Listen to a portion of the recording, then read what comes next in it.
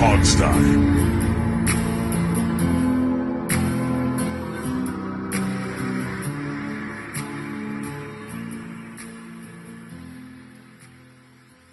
Hey everybody, guess what? It's the Hogstye. We're here. We have a team that is good at football playing. And Don't jinx we're, it. we're going to talk about it. Don't What? jinx it. You're Don't gonna jinx it jinx yet. it. Yeah. Well, especially not this week. You really don't want to jinx it. No, I know. Ravens. That's why I said it. Don't jinx it. Don't Yes. claim there's a good football team. All right, so that's Steve. Dave, Dave's here. Hey, Dave. Hey, how you doing? That's all you gotta say. That's it. That's it. You know we're doing a show, right? I mean, you're so worried about jinxing something that we waited for like over 2 decades to have some kind of competent football franchise out in this field. Right. I'm not worried about jinxing this thing. I'm just kind of enjoying the ride, even if it only lasts for a few more games. I mean, we had a good team in 2012 too. That year was good. Yeah, but we also knew about some of the dysfunction that was starting to form in the locker room, especially with how RG3 was being entitled by the owner, having a little bit of friction between him and Shanahan's, and so I mean we kind of saw something brewing. Why don't you tell me some of those stories? You've never heard any of those stories? No, not one. No. Never? No. Wow. Never. You missed out. Oh yeah, it was a fun. If you love a dumpster fire, it was a fun time. But, hey, the team was called the Redskins, so I was happy about that. Yeah. Right. Yeah. Speaking of, I made a new T-shirt that you should get on our site if you're like a DC person like myself. It's got the old Redskins stripes on it instead of like the DC flag. It's kind of like a spoof on the DC flag / Redskins. It's kind of a thing.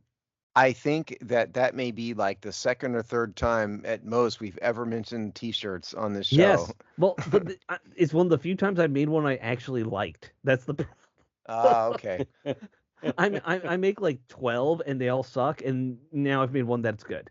Because I got to be honest, I wouldn't have known that's what that is, Alex, because I'm not a DCite, Right, but you kind of recognize the Redskins. Well, I got the Redskin colors, but but it's got 3 stars on the top of it, and I wouldn't have known what that is. You don't know what that is. Well, of course you don't. Yes, but I tried making one for the Virginia state flag and for the Maryland state flag, but their flags are awful.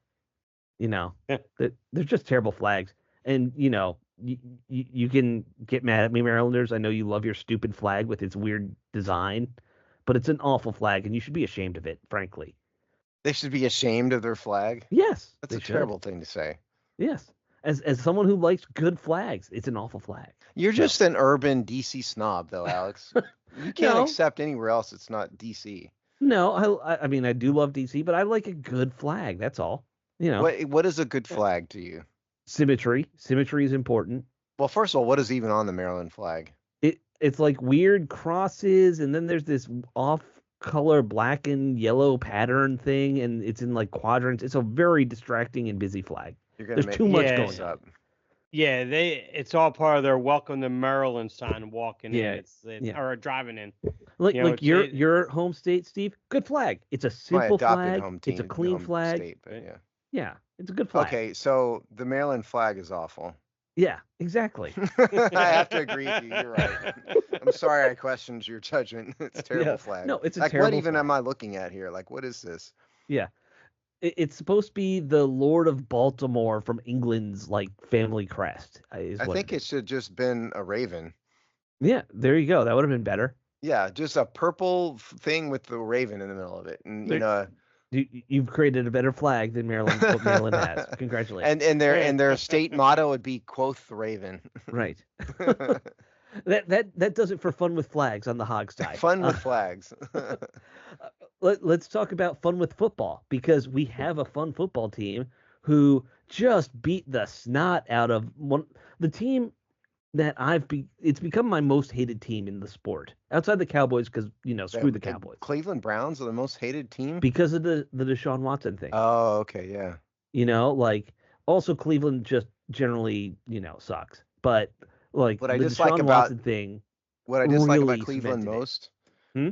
What I dislike about Cleveland most is the fact that the Rock and Roll Hall of Fame is in Cleveland For no reason. Well, yeah, but the Rock and Roll Hall of Fame is not the Rock and Roll Hall of Fame, and I resent them at this point for putting in Sure. every rapper and every pop star under the planet, but not half the rock stars that belong in there. Now it's So just kind of generic music hall of fame. Yes. if they had called it the Pop Music Hall of Fame, I wouldn't have a problem with it. Right. I So get I that. resent the entire city of Cleveland for that. It's because their it's their it's all of their fault. It is. All And I the Drew know is Carey it show, said, not that funny. all I know is it says something when I talk to people that have been in Cleveland for a period of time and have come to Philadelphia and says they would much rather be in Philadelphia than they would be in Cleveland. And that's how bad they say Cleveland is. That's And saying a lot right that's there. saying something right there. That really is. I'd rather be in the city of hate than in Cleveland, Ohio. Right. Wow, yeah, that's a lot. So, Remember their river yes. was on fire once? It's just an awful city. You know, Yeah, how like, do you burn a river? Somebody explain that to me. you put so many toxic chemicals in a river, it catches fire. Even the water will burn. Well, you know what Greek fire was, right? You're a student of military history. Like, Just kidding, Alex. yes. Don't blow the joke, okay? They somehow figured out how to make Greek fire again. Well, it's by accident in Cleveland. They're just dumping a bunch of crap in the water and then accidentally set that crap on fire. That's Right. what happened. So, well, let's talk about this game. Because it was kind of a dumpster fire for Cleveland. It was a dumpster fire for Cleveland, like all things Cleveland. Slow start for Washington, and let's be honest, maybe Jaden Daniels' worst game so far, in a weird way. Sure. So here are the stats. Yes. Dane Daniels was 14 for 25, 238 yards, 1 touchdown, 1 interception. Quarterback rating 85.1. That is like, I think it was 56% completion percentage, I believe. Terrible day for him in that. By his standards. Marcus Mariota was 1 for 3 for -2 yards. Big game for him. The leading rusher was Jaden Daniels, again, 11 for 82, 7.5 yards per attempt. Austin Eckler was 6 for 67, 11.2 yards per attempt. Jeremy McNichols, 7 for 44. Brian Robinson, 7 for 18, 2.6 yards per attempt. That's a come down to earth game for him. Leading receiver was Terry McLaurin, 4 for 112. De'Ami Brown was 2 for 57. Austin Eckler, 3 for 30, 2 for 30. Luke McCaffrey, 3 for 19. Olamide Zacchaeus, 1 for 10. Zach Ertz, 2 for 10. Bryson Tremaine, 1 for -2 yards. On defense, Frankie Louvu, 7 tackles, 4 solo, 2.5 sacks. Bobby Wagner, 6 total tackles, 3 solo, 1.5 sacks. And then Jonathan Allen, Dorrance Armstrong, and Dante Fowler all had sacks. And it's no fun to play the punting game anymore. So Tress Way, that's one problem with having a decent team. It's the punting game is out the window. But Tressway was 4 for 192. Austin Siebert still has not missed a kick during his time in Washington. So there you go. Oh, Cleveland. I forgot the Cleveland stats. Right. Sorry about that. Deshaun Watson was 15 for 28, 125 yards, 1 touchdown. Quarterback rating of 77.2. He was sacked 7 times, for those math deficient out there. Jameis Winston came in for a second, 1 for 116 yards. Jerome Ford was leading rusher, 947, 5.2 yards to carry. Dante Foreman, 9 for 44. Deshaun Watson was 3 for 14. Mari Cooper, 4 for 60. Jordan Akins, 3 for 22. It goes down from there. And Devin Bush had 10 tackles. So there you go. That's stats. That is stats. All right. So, they just clobbered Deshaun Watson, which was very fun to see. I was expecting like 3 to 4 sacks. 7 is just a great number, because every time you sack a guy who's a serial sexual abuser, it makes me happy. So like, that's a good thing. I'm just gonna say it's a good thing. Deshaun Watson, by the way, had to settle his lawsuit. We can talk about that in depth, or you can listen to Steve's other show. He'll talk about that in depth. Well, maybe. So it's simple. So yeah. The other claim was out there. There's no sense in fighting it. He already paid off settled all the rest of the cases. Right. This case was much more serious than the other ones. It was essentially a rape allegation, which wasn't the other case. And so they paid it off immediately, which is what I said he should do. Right. And you will never know how much it was. The settlement's going to be confidential. So right. That's it. So fun fact that somebody posted, Deshaun Watson technically has settled more of these lawsuits since he left Texas than he has scored touchdowns still. So what's a lot of lawsuits, to be fair? It was a lot of lawsuits. Like 30 lawsuits. He has settled more of those than he has scored touchdowns. Good for him. Good for him. Yeah. But I probably will not talk about that on the next IJB just because, I mean, what is there to say at this point about it Yeah. unless they suspend him? Yeah, So. which they really should have, but they're Well, not going it's to. too late. I mean, they already Yeah. did. But all right, well, let's talk about Daniels because he's the focus of this team, Right. right? And like I said, at the start, this is kind of his worst game so far this season. Cleveland did a pretty good job containing him. They did a very good job, obviously, against the pass. A guy who's coming in having had 90%, 80% completion in the last few games, suddenly 56 comes crashing down to earth, which 56 nowadays a bad day. Used to be that was, okay. If you went back to the 70s, a 56% day was like pretty good. Like so, it's all relative, but this was just a down game for him for a long time. For at least that first quarter, especially, they struggled quite a bit. I mean, it was going to happen. Yeah, He was never going to keep up 80% completion percentage. This is the way it goes. And I just got to say, yes, I mean, he missed some. It wasn't his best game. It was probably his worst game. I thought he missed some reads. He made some sure. bad passes, made some bad decisions. But if this is the guy's worst game, I'll take it. Yeah, I Absolutely. mean, seriously, he threw Right. one interception. It was his fault for sure. He didn't make huge, massive, glaring mistakes. He missed some passes for sure. It wasn't a great performance, but it wasn't a disaster performance. He didn't really hurt the team. That seam pass to Eckler when he was in his own end zone. A lot of people will look at that and say look, he's also trying to make sure he doesn't get a safety, so I don't judge that too harshly, honestly. What do you If mean it you're in your hurts? end zone and you just go 3 and out, you go three Yeah. and out in your end zone. Like that's better than safety. Well, the one thing that, and I tweeted you guys this or not tweeted, text you guys this when I was at the game. The one thing that Cleveland did, and it obviously exposed the offensive line's pass protection, was they took away the quick passing game. They took away everything quick underneath. Mm-hmm. So Jane Daniels and Kingsbury were forced into having longer developing plays to get beyond that intermediate zone.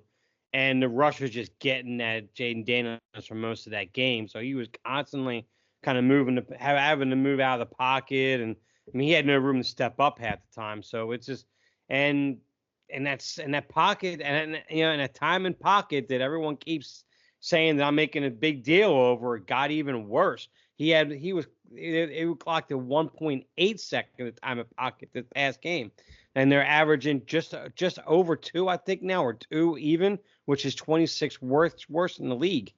So it's like Cleveland took advantage of that aspect and forced that line to protect them. But because Jaden Daniels has a mobility, he's got good pocket presence and everything. He was able to move away from that. But a lot of times he's trying to force the ball, made a bad pick.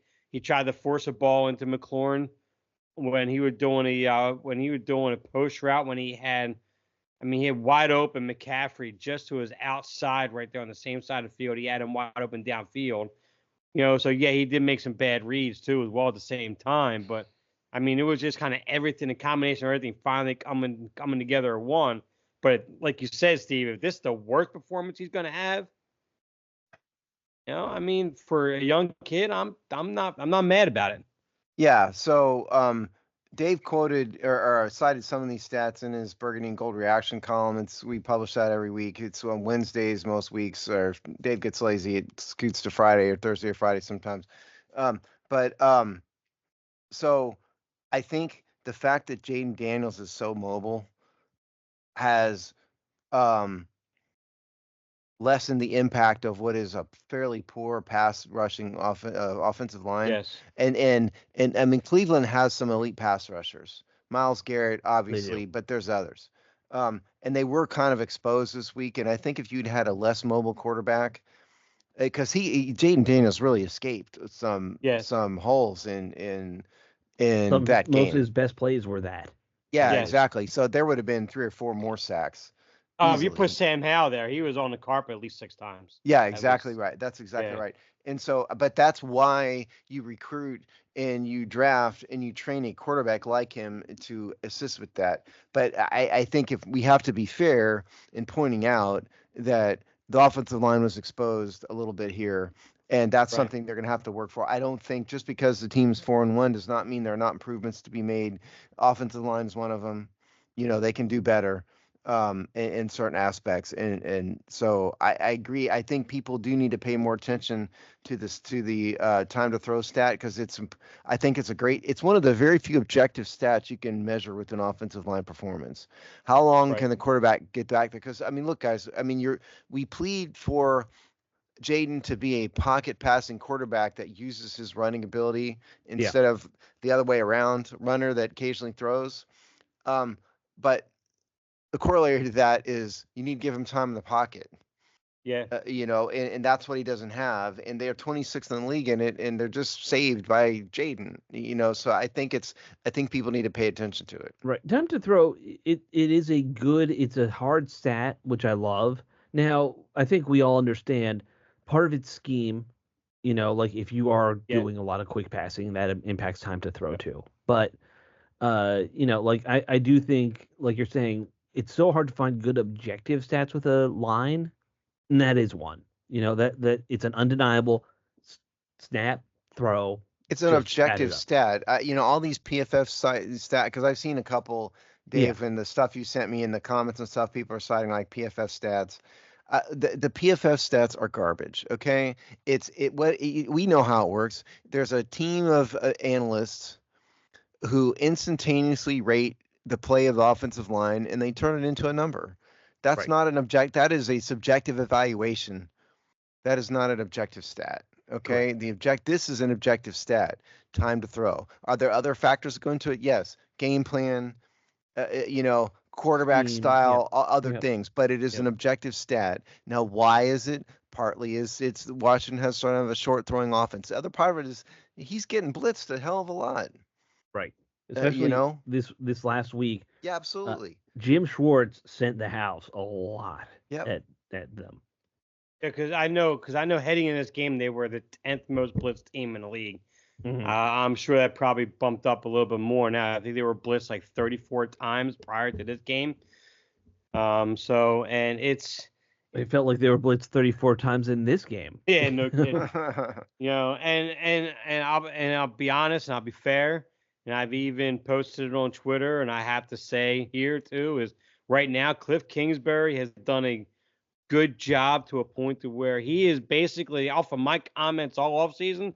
He is basically on the most part has served me crow every weekend because I've been completely wrong about what he's been adjusting in the game very well because in Arizona, how this game started, coming in the second half, you would never see the adjustments that you saw Cliff Kingsbury make, and also trust his quarterback the way he did when on that 41-yard touchdown pass to Ami Brown when Jaden Daniels saw something and he ran a play to take advantage of it. Yeah. Those are things that he did not do in Arizona, but are things that he is doing here. So my skepticism is starting to wane a little bit more because I'm starting to see him. I'm starting to see him adapt and grow more as an offensive coordinator, the play caller. Yeah. Okay, Here's I the do have some numbers here. So what I had right immediately handy was sack percentage. right.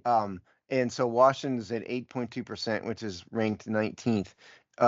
By the way, the Ravens are number one in sack percentage at 3.2. But regardless, so that's just sack percentage, though. That's what I don't have right in front of me is pressure percentage, like offensive pressure percentage, which is what Mhm. you're really talking about, Dave. Because Jaden is making this sack percentage be less than it is.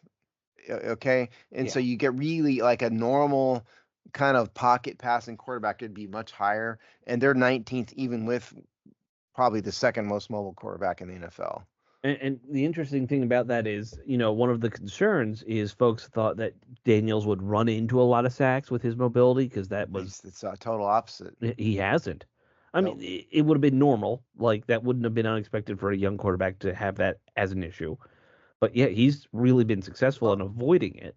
if you watched his um, college film, Hmm. he wasn't. Johnny Manziel was a maybe one read at most and go guy. That was Right. never Jaden Daniels. No. At LSU, that is not what he did. I didn't watch his pre-LSU film, okay, but at LSU, he managed pretty well.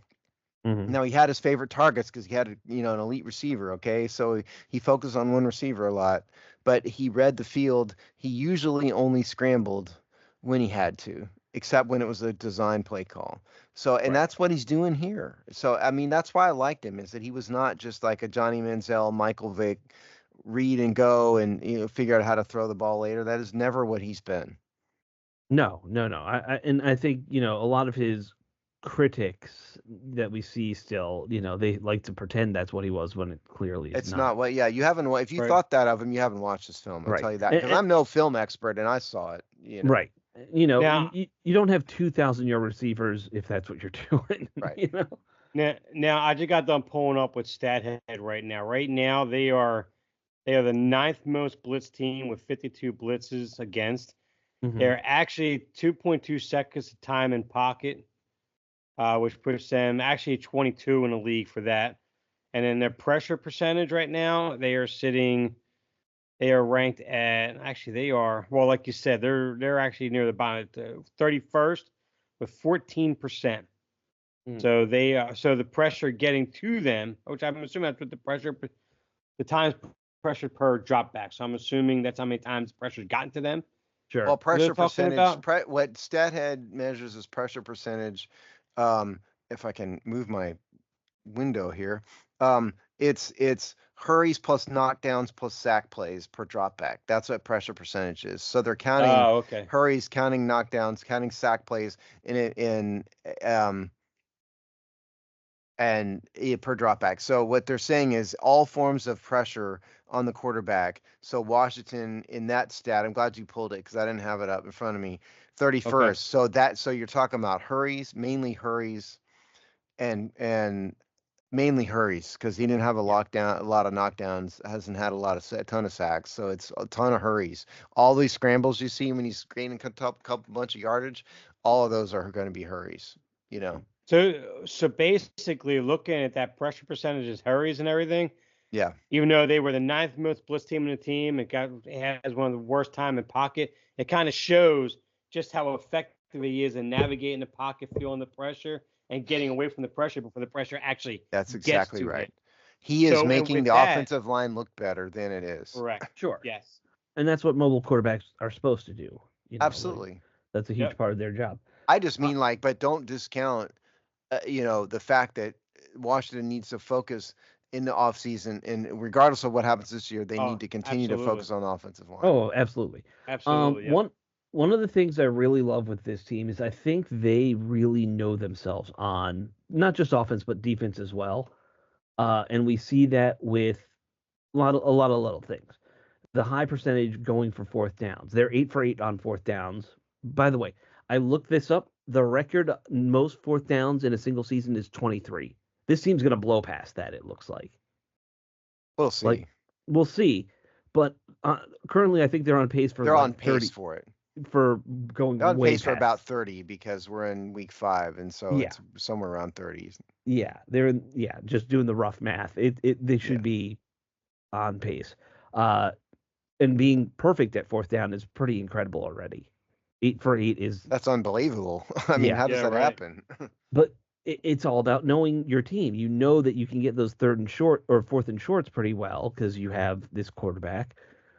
You know that you need to keep the ball and keep your defense off the field because your defense is questionable at best at times, although they had a very good game this week. And you have a kicker who's good from within 40, but you don't want to try and long shot it. So, like, I think they have a very good understanding of their offense, their defense, and their special teams, and they're working Austin with that. Siebert's bound to be at least average from above 40, but they just haven't had the need to do that a lot with him. Right. I would keep him under 40. That's what I would Is he say. really bad? I haven't even really looked. I looked at his numbers. 45 out, he's a 50-50 guy. Historically. So, if you're going with historical data, keep it under 45. Yeah, that's the expectation. Yeah. Right. Okay. So, that's Jaden. So, I mean, I wouldn't read too much into 56% completion percentage. It's 1 week, it's one game. The trick is, can he bounce back? And Right. again, I mean, the sweet spot is going to be somewhere around 70%. I mean, there's no way he can keep up 80%. And a lot of that Right. 80% was because of the style of play, the game Right. plan. You know,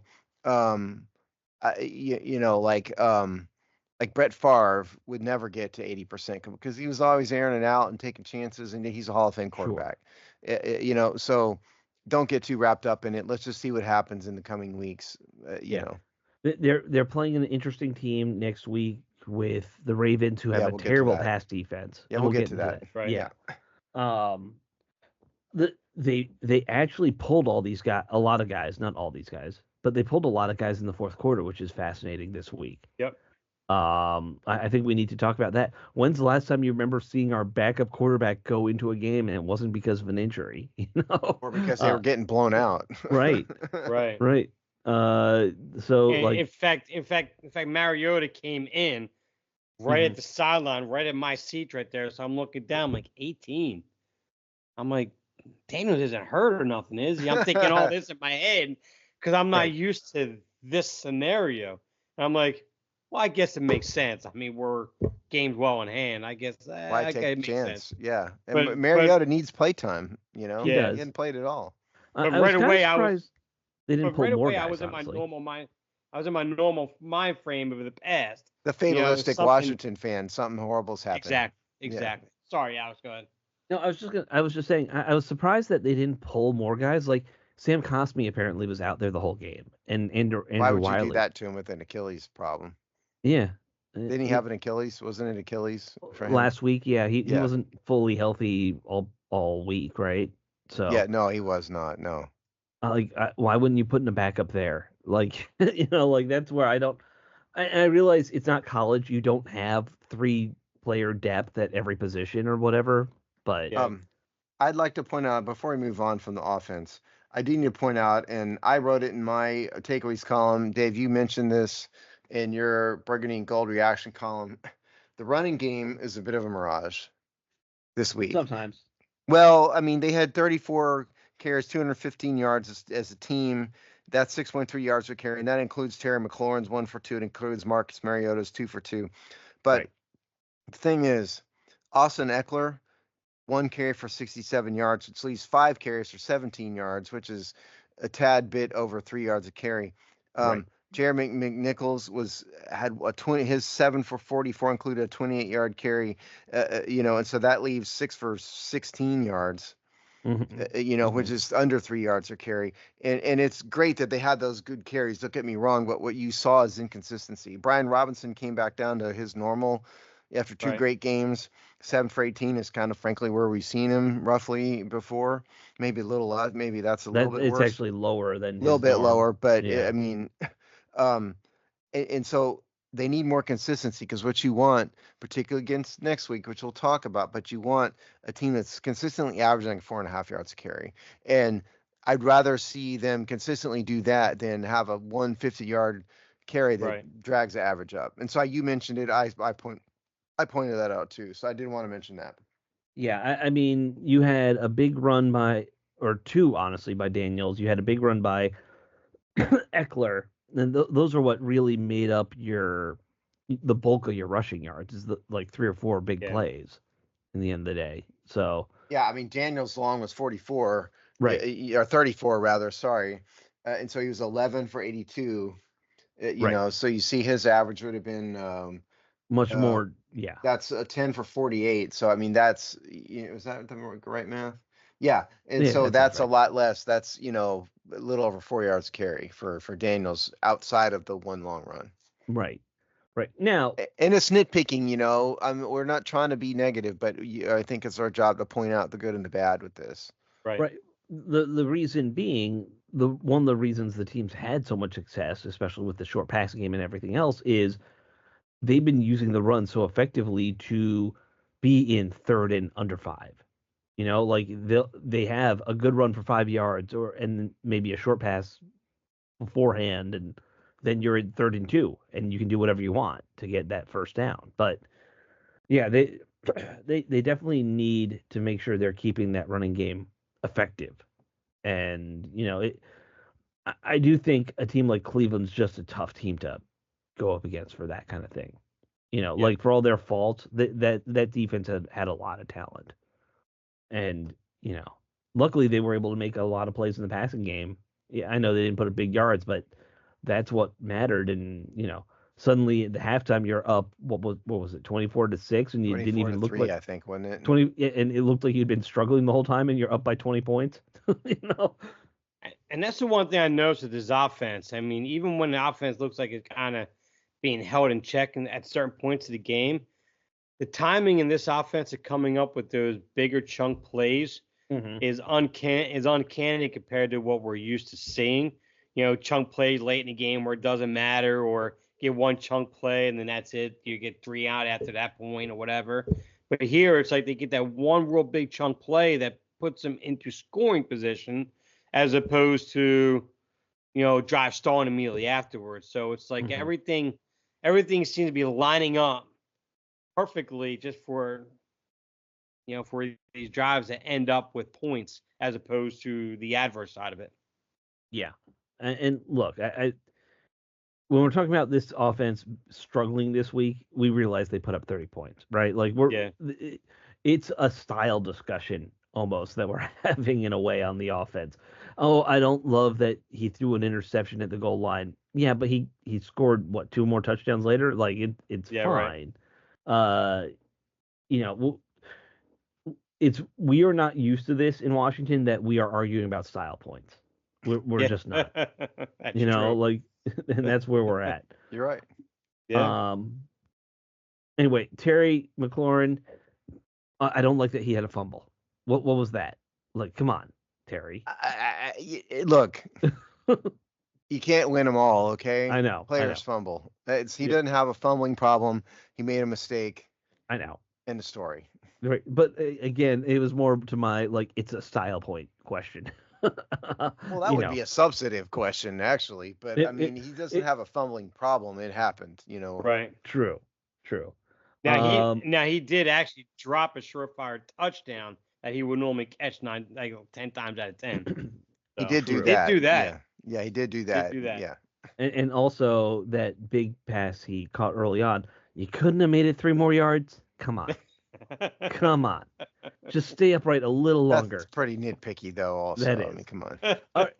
Here's a style, or is this substance? Luke McCaffrey's getting open game. all the time. Why isn't he a number 1 read on more of these plays at this point? That's in no way is that a style question. No, it's not a style. How is that a style, or how is that a style point? I guess it's not a style question. It's a real question. Do it. Why aren't we getting him the ball like 5 times a game at this point? I think Daniels is still getting used to reading the whole field. He missed a few reads this time, and he's learning. He's a young rookie, and he's going to get better. He already has gotten better, but I mean, he's not Steve Young out there, yet. He's not Peyton Manning. He's learning. So I think that'll come in time. Well, remember, Steve Young had sat on the bench for 5 years before he started. Yeah, he might not be the greatest example. I'm just babbling, but yeah. I know. I think we get it.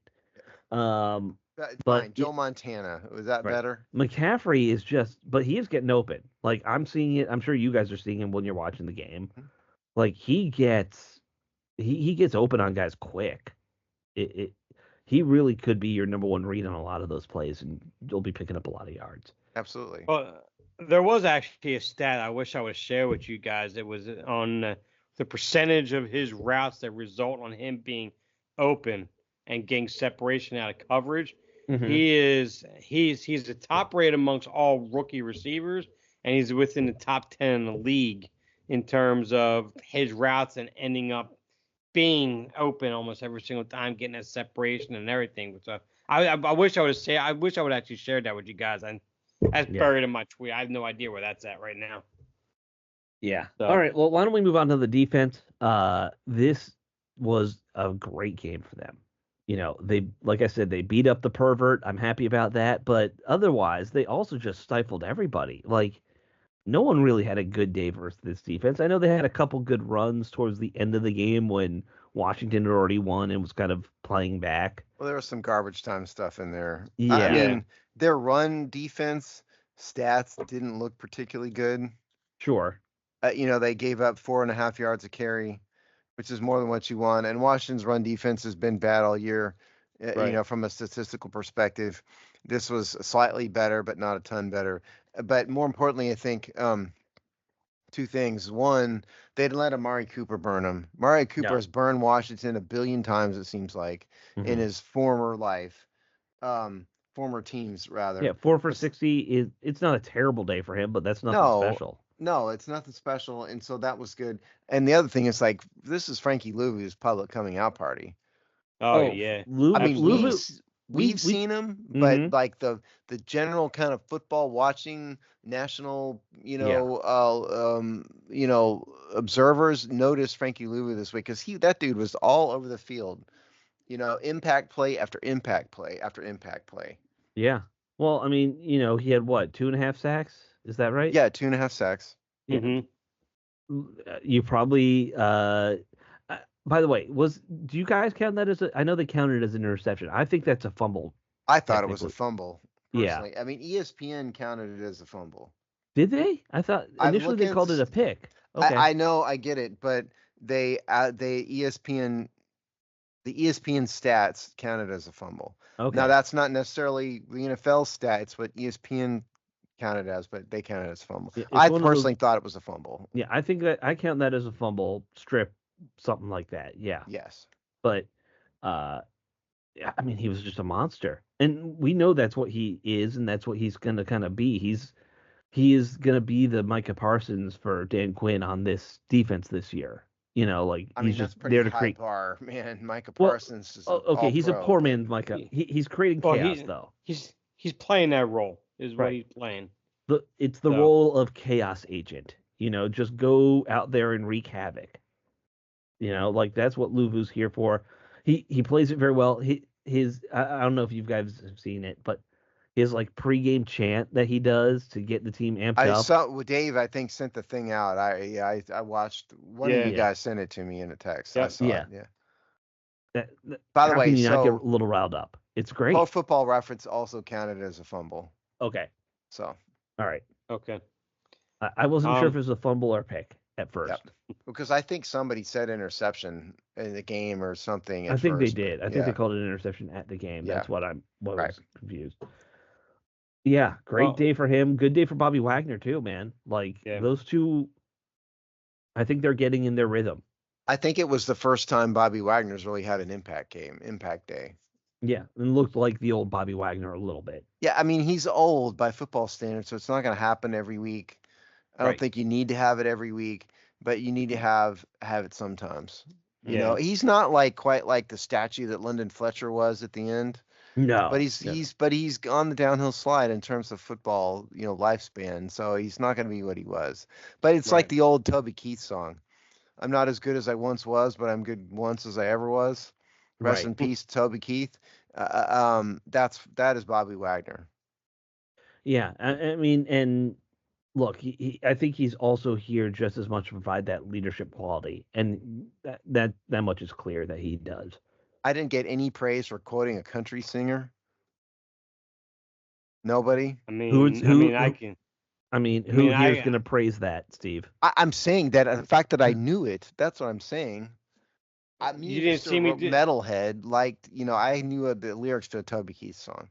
You didn't see me do jump, got cartwheels and flips and everything. I was quick with it. I was quick, Okay. but I mean, we know you're like a metal and I don't want to say hairband, but that era 80s rock guy. Well, I'm also a 70s classic rock person. 70s classic rock more than 80s. I do yeah. like the 80s stuff. I'm not into like Slayer. Right. That's not my jam. No. We all know I'm into like the alternative grunge era, just age wise. I don't think we know Dave. Dave, what's your music choice? Let's see.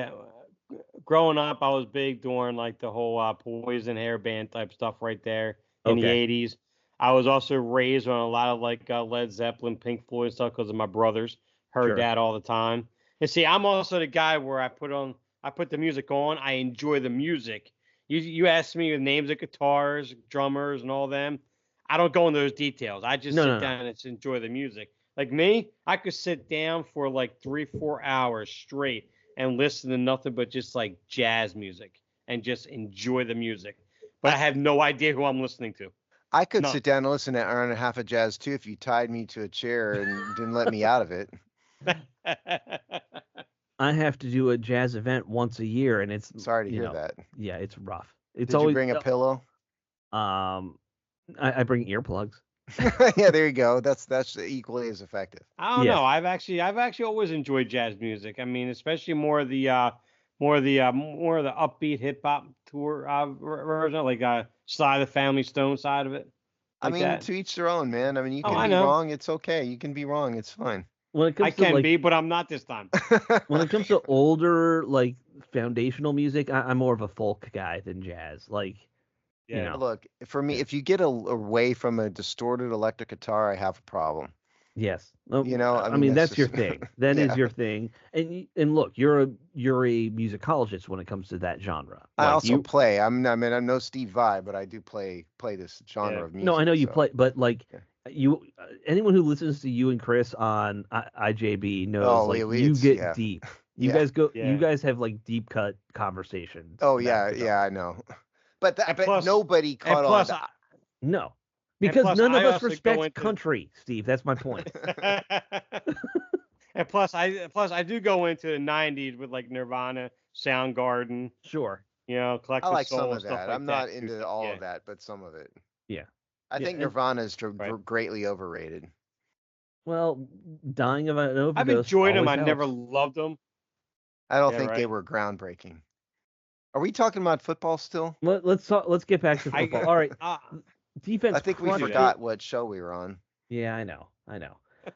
Well, it's your fault. You brought up country music for some I just stupid quoted reason. something and egotistically asked for praise for quoting it. And That's we all. told you no. You You get did. no You praise. put me in my place. Yeah, but you also asked the long-winded person over here my musical taste, so I went down a whole rabbit hole That's right true. Yeah, there. that's All you fair. had to say was I like 80s rock, man. Yeah, You man. could That have was been it. short. That was it. But you know me Uh, by now. all right, all right. True. Let's. You know who had a good day? Who's Phil that? Mathis had a good day, of all It's people. a first Yeah. for everything. Right? He was dancing in the huddle, man. Like he was making plays. I was not expecting Phil Mathis to be, like have a bad day. Nope, no, he had a good day. See, now you're singing other bad lyrics. Yeah, there you go. I caught it. You can't get past me with those music lyrics. But yeah, so Phil had a good day. I wouldn't say he had that great of a day. I For mean, him, he had a great day. by his standard, he had 3 tackles, Yeah, 1 solo. By his right. standards, that's a great day. BSJ had a good day. Sanders still had a good day. You know who didn't have a good day? Emmanuel Forbes, who only played 4 snaps on defense the whole game. I think that experiment's over, guys. I think he's a bust. I think so too. Oh It's yeah. Corner, they're going to have to draft Oh. corner next year. They they're have gonna. I think they're gonna Oh, have to yeah. sign a corner.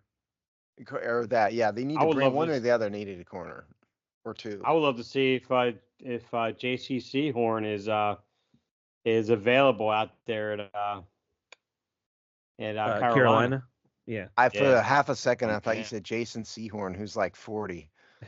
Yeah, no, JC. Yeah, no. Okay, it's like he Jason can't Sehorn possibly might have be just older said than what I that. thought he said, and you didn't. But as far as the defense, though, I mean, they went Steve, you want to into this feel game. really old? Oh, Jason please. Sehorn's 53. Is he really? He's Yep. that old? Yep. Oh wow, Yeah. He's 3 years old. older than me. he's older than me. Yeah. Yeah. So. That makes me feel young. It shouldn't. But as far as the defense, well, they went into this game giving up per play average of 5 yards per play, but in this game they were 3.6 yards per play.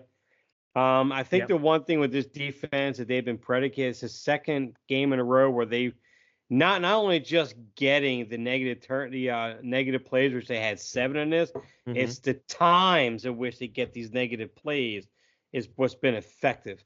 It's the second week in a row where they get a crucial sack on 3rd down, or you have a 3rd down and 1, and they're in a range where they might go for it on 4th down, and you're having the running back lost for like 3 yards. So the negative plays on this defense have been very timely.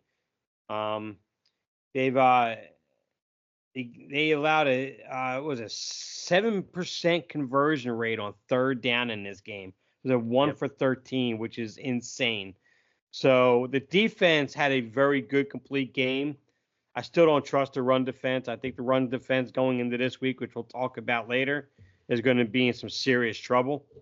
But outside of that, I thought the secondary played well. Jerry Jeudy and Amari Cooper are a nice pair of receivers. Hasn't been the best that they faced, but they're still a good pair of receivers. And then Njoku is one of the better route running, pass catching tight ends in the NFL. He's just very inconsistent at times. That's all. But outside of that, I thought the secondary played well. The negative plays showed up again, which was great. I think the defense is starting to find itself a little bit. They just got to find a way of anchoring that middle against the run. And to me, it's inexcusable. You had Deron Payne and Jonathan Allen being paid all this money, and they're gashing us for an average of 5 yards per carry for the season. To me, it's inexcusable. It is. It is. And I know we do have to talk about the Baltimore thing, so we kind of got to wrap up. We've been goofy this talk about this Cleveland game a little Sorry bit. about that, guys. So sorry everybody that we're just having fun. Let's do our game balls and we'll move on to Baltimore here. Does anyone have anyone other than Frankie Louvu for their defensive game ball? It's got to be Frankie Louvu on defense. For mine on offense, that's a more tough one. It wasn't a great offensive day. Sure. I'm gonna go with Terry McLaurin, even though he had the fumble. Because he had 112 yards. Right. So, but that's kind of by default. Dave? Myself, it's I guess really Terry McLaurin. Actually, you know what? I'll change that up. I'll go with Austin Eckler because he had another really good kickoff return as well today. So I'll add a little special teams aspect to that for Eckler. I thought Eckler had a nice return game, so I'll give that to Eckler. Yeah, Eckler was going to be mine too.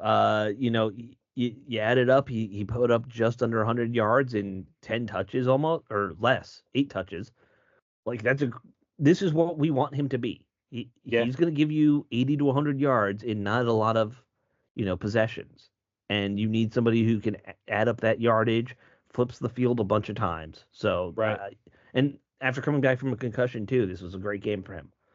Yep. So that was going to be mine as well. And yes, of course, I think we all agree. Frankie Louvu is probably winning Defensive Player of the Week if he hasn't already. I haven't seen. Did that come out yet? Who won that? I don't know. If it did, I haven't seen it. Yeah, I haven't seen that yet. Yeah. So Louvu, he deserves it, Louvu. So if he didn't get it, then the NFL's wrong. All right, let's move on because we got to talk about this big game we got next week. Probably going to be the biggest game of the year for Washington. Washington versus the Ravens. Ravens in that top 5 team category, despite records, and they had a bit of a rough start. You got a great 1-2 punch in terms of Lamar and Henry. This is going to be a crazy game, crazy offensive shootout. Is what it's shaping up to be. So the interesting thing, you kind of alluded to it earlier in the show, Alex. If you start looking at some stats, which I'm all about. I mean, Dave and I both are kind of Mr. Stats, here. And so the Ravens actually have the best run defense in the NFL. 3.1 yards a carry. Yep. Yeah, while simultaneously having a bottom 7 or 8th pass defense. And I don't really think that bodes particularly well for Washington because they really relied heavily on producing in their run game. And the other thing is, if there's any one team who's used to seeing a running quarterback, it's got to be the Ravens. They see it every day in practice, with probably the best runner in NFL history, running quarterback, at least one of them in Lamar Jackson. So from an offensive standpoint, I actually think they're at a bit of a disadvantage here. So my keys to this game as a result of that, on the offensive side of it, at least, is they got to get their short passing game going. And if they're not going to be effective in the run. They just aren't. I don't think so. So I think they need a lot. They need to keep the clock moving simultaneously because you got to keep Baltimore off the field. Mm-hmm. And so I think you got a lot of screen passes, a lot of short outs, tight ends. I think they need to do that effectively, which they have been, but without the benefit of having the run. And so I think that's the key because it's just not going to work on the ground for them, I don't think, this week. To answer your question, yes, Lamar Jackson's probably or almost definitely the best running quarterback. I mean, you could throw Michael Vick in there. I don't know which one you'd rank at, but I pulled up their numbers just for fun. Okay. Michael Vick in 143 career games had 6,109 yards. Lamar has 91 games. He's already at 5,612 yards. What's the yards per attempt for them? 7.0 for Vick yards per carry, and then Lamar's at 6.1. But Lamar has 61 yards a game versus Vick's 42. So he runs more. Well, he runs more often. So yeah, you could claim it higher, but point is Jackson's either 1 or 2, depending on how you want to look at it. Overall yardage, he's gonna have the record probably by the end of the year. Probably so. Yeah. Yeah. Right. Yeah. Without question, we're talking about two dynamic running quarterbacks. This is going to be a fun game. If you love that kind of football, this is going to be a fun game to watch. I just don't think it bodes well for Washington because if there's any team who knows what to do about it, and on top of that, I mean, again, they're the best run defense in the NFL, and it's not particularly close. Is the other thing. They're outstanding against the run. The next one is Minnesota at 3.6. They're an entire half a yard better than Minnesota. So I just think this one's tough. And, Lamar is going to have to, or Jaden is going to have to figure out how to carry the team in a way that he has not been asked to so far. It'll be a lot more on him with his arm than it has been in the past. So if he can do that, that's a step up. Right. Yeah. It's gonna be what's Daniel's most yardage passing this year? He hasn't broken 300 yet, right? No, I think he had 283 one game, I believe, somewhere like that, somewhere around there. Okay. But I think his passing yardage is 184. This is from weeks 1 to 5. 184, 226, 254, 233, and 238. Yeah. Okay. So mid twos. Yeah. At best. Yeah. At best. Yeah. Yeah, I think right now it's just their strength against our strength of the year, their run defense against our running game itself, and so we had Cliff Kingsbury's got to find a way of being able to chunk off a nice decent average per carry on this game. If he can't do that, that takes away the quick passing game, the pass, the play action, all that stuff. So he's got to find a way of manufacturing these yards one way or another. And even if he's got to use Jaden in that whole process and maybe call more run plays on his part, something on the leg. But like you said, Steve, the Ravens are used to seeing that anyway. So I don't know how effective that's going to be. But they have got to limit the big runs from Derrick Henry. Derrick Henry will take that one big back-breaking 60-yard run on you, especially on like a third down and long, and he decided to give him a draw, and he's going off like 50, 60 yards. Because Lamar Jackson's going to get his yards. You're not going to stop that. That's going to happen. You got to put focus on Derrick Henry and kind of take those big runs out of his game, and it kind of gives you a chance to be close in this game. But the caveat to that is we don't have the ability to do that. So that's going to be real interesting to see what happens with that. It's funny you say that because I was sort of saving my defensive keys, but the very first thing I wrote is keep Derrick Henry in check. And I wrote exactly what you just said, which is Lamar's going to get his one way or the other. They're not going to stop that, odd probably. But Derrick Henry, they need to focus on Derrick Henry. He has freaking killed teams this year at times. And he's getting better is the thing. I mean, if you look at his games over the past 5 weeks here, weeks 1 and 2, the Chiefs held him in check. 4.7 yards per carry against the Raiders. Since then, he's been above 6 in every game. He's just been killing people, and so I that is mean, a Derrick tremendous. Henry is the last like big bruising power back in the league. Like this is what he does. It's incredible he's doing this at 30, and like And at the I he's don't know how speed he's long he doing can it keep too. it up. I don't know how yeah long he can keep it up, but he's doing it right now. yeah. I mean Yeah. he is this era's John Riggins is what he is. He's probably better, Oh, I honestly. think overall but different eras. I don't know what if you give Riggins what people have today for you know exercise and diet and Yeah. not drinking a 6-pack during a game. Well, yeah, true. There's that. Yeah. Yeah. Fair. I think Fair if you enough. factored all that in, maybe Riggins could have done what Henry's doing, but Henry's just an incredible player. Yeah. You can't help but respect his game. Um, but I don't know how they stop him. I don't think there's a player on this team who's capable of really stopping what Derrick Henry is.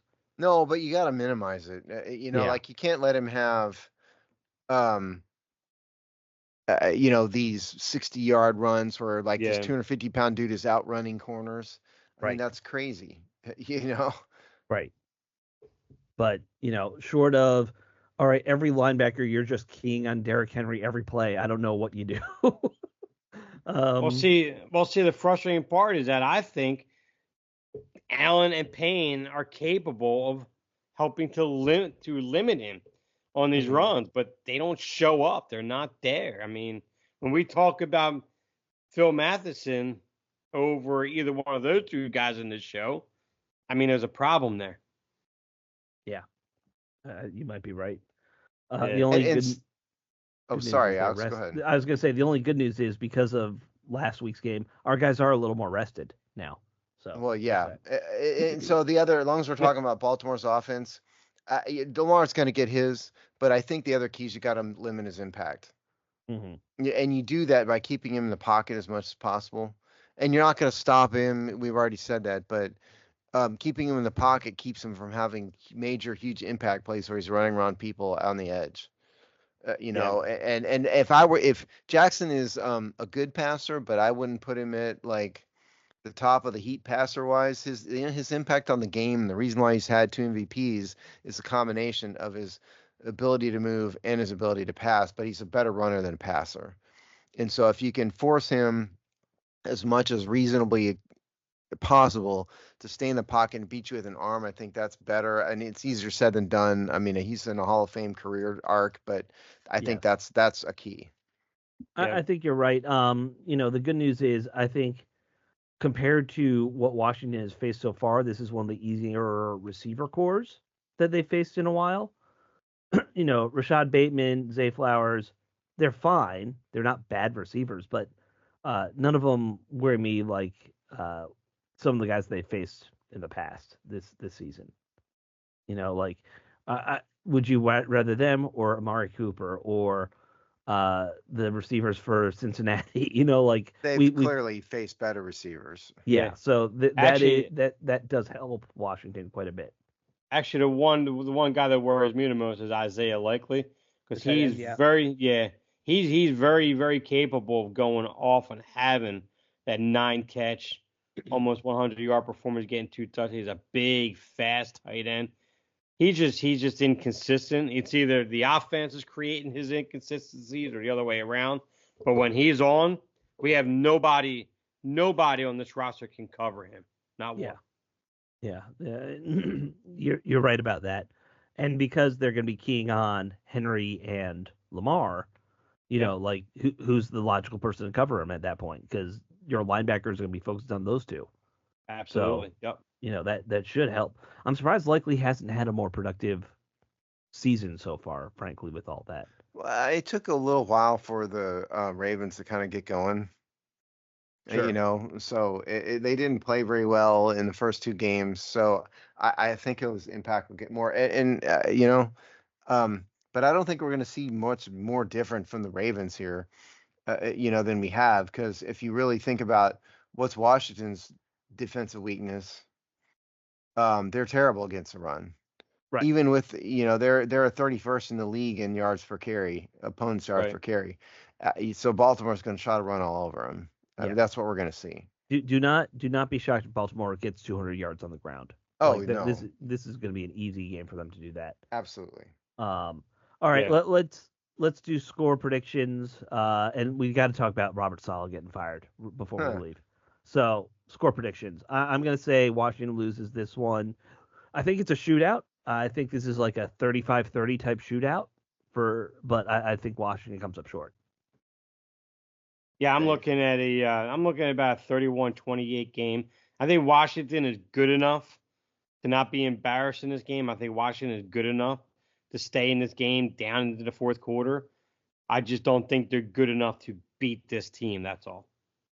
Yeah, I put my prediction I've written, which hasn't been published yet. It was 38-31 Baltimore. I think they'll hang in there, but I think Baltimore is just too much. It's a case of a strength on weakness thing for Yeah. Baltimore's, Yeah, yeah, offense, and I don't think Washington's gonna. I think they'll do well. They won't embarrass themselves, but Baltimore's gonna win this game. So yeah. 38-31. Yep. All right. Before we go, we got to talk about it because it's the crazy thing. It's the crazy thing that does happen in the NFL. Robert Saleh shows up to work, no inkling he was getting fired.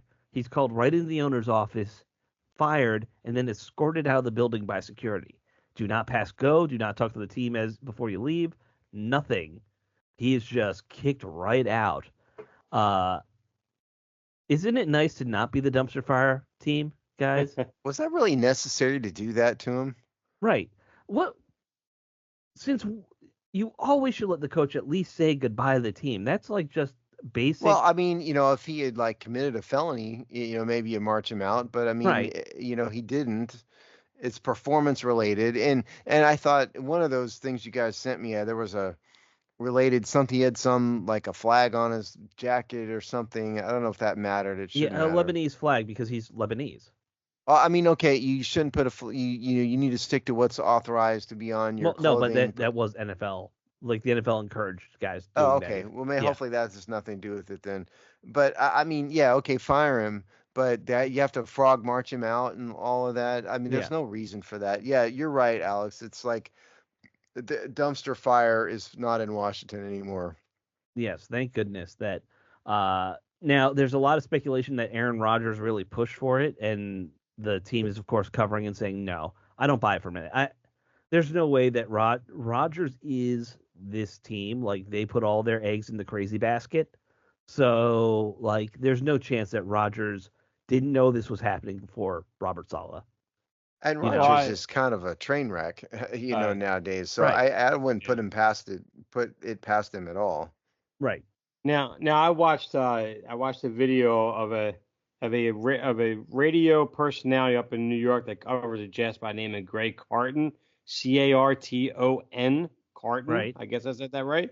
Well, he talked about the fact that Robert Saleh was talking about with his staff about the fact that, well, maybe we might think about taking Hackett, taking some of his play calling duties away, but not firing him because of the relationship that he has with Aaron Rodgers before the game. After the game, they were going to commit to making that move, and that got wind to the owner. And so the owner, who claims the conversation with Aaron Rodgers had nothing to do with Robert Saleh, but apparently they had that conversation, and Aaron Rodgers wasn't real happy about the decision on Hackett, and that all kind of went around in the circle. And he goes more in depth and explains it much better. But basically, when all was said and done, and Saleh decided to do this, next thing you know, he got the phone call and was escorted out of the building, and he was fired. So to me, I think I personally think there was a lot of Aaron Rodgers effect on this one. Like Oh, I I think said to you, so. yeah, Yeah. absolutely. Yeah. Now, So now Saleh didn't have a good record. They came no, up pretty short. I always thought he was a good DC, like defensive minded coach. Like, yeah, but if you don't have a good quarterback, it doesn't matter in the end, Well, but right? you know what though? I mean, yeah, the Jets weren't doing well, but they were 2-3. They're Right. not 0-5. They haven't humiliated themselves. Right. I just didn't think any of that was necessary. Sort of again, him like stealing money or something, or you know, Right. I mean, drunk driving. I mean, none of which he's done. I Right. think it was an overreaction. It was a bit silly. I Right. think so too. And especially when you look early on, because when he came in there, they committed to going after Zach Wilson. That set the franchise back. And they tried doing multiple offensive coordinators, tried to make it work. It wasn't working. Right. And they tried making moves to where they bring in, I forget who they brought in to compete with Zach Wilson at one point. Then it was Aaron Rodgers after that. And they figured, well, there's the answer. And we saw Ron Rivera. You start playing out that quarterback position instead of finding that guy. It's going to hurt you. It's going to hurt your entire team. It's going to set you back. You're not going to get to where you need to get to. And that's what happened. Difference with Saleh and Rivera, and Saleh still had a championship style defense he still had. The offense just never followed suit. And then when you get Aaron Rodgers. So, well, I mean, there was still. Look at who they played. Week 1, 49ers lost that game. Tennessee, Patriots, Denver, Minnesota. They beat the Titans, beat Patriots. Two teams they should beat. Right. But they're not going to beat the 49ers or the Vikings. Super Bowl contenders. The Broncos kind of fair and middling, maybe. They probably should have, right? Yeah, but 10-16, they didn't get blown out. 10-16. I just think it's not. I'm not a fan of firing coaches in the middle of a season. I don't know what it accomplishes. You're not going to get better because of it. Short of, again, like some crime being committed or something. I don't really think. We'll get what the point is. The crime was he hurt Aaron's feelings. That's the crime. There you go. Aaron Rodgers, who is the guy who doesn't even have a relationship with his family, last I checked. Right. Aaron Rodgers is a weirdo and a hard guy to get along with, and I think this is just another example of it. Yep. Yeah. An acquired taste is what it seems like from the public persona. I would say he's a weirdo, but yes. Some people like weirdos. That's all. To each their own, I guess. But I don't know, man. Like, it's not the guy I expected to get fired. Like, if you were to look at, like, who are the worst teams? Cleveland. If you had fired your head coach, I wouldn't have been shocked after that game.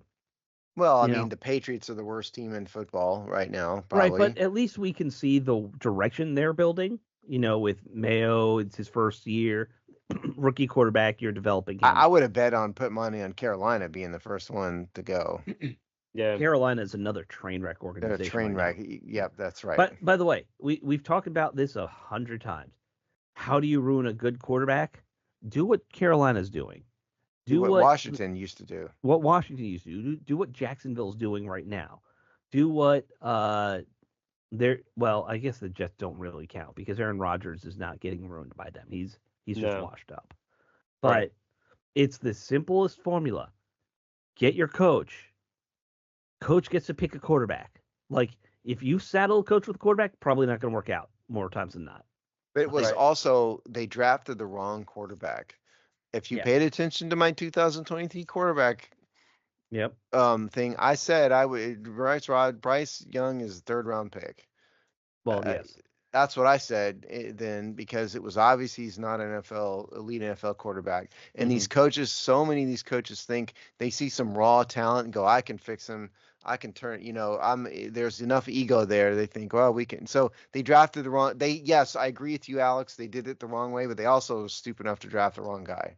Well, that too. Right. You can't fix a guy. The thing that, and you know what, I'm going to give Cliff Kingsbury a ton of credit. I can build around his strengths. That's how you make a winning team. Yep. I'm not fixing anything this guy does. I'm just going to build around what he does well. Okay. Now you're talking. It's good to see this drama not in Washington anymore. It very much is. Very much is. And by the way, for those Bears fans who like to rag on Washington, you're going to ruin Caleb Williams. Your franchise just is going to ruin Caleb Williams. I can tell you right now, because you don't know what you're doing at coach. That's what's going to happen. Right. True. All right. I know we didn't want to talk about that. I wanted to throw that in at the end. You had to get it in there. I had to get it in. I was like, why do we care? We don't care what any fan says, but you're going to throw it in anyway. Yep. All right, guys. We will talk to you all next week. Let's hope for a win, but let's not get mad if it's not. NPI, I know you're listening to this. Yes, we know. Stop. Move on with your life. Go find a therapist. All right, guys. Later. All right, later.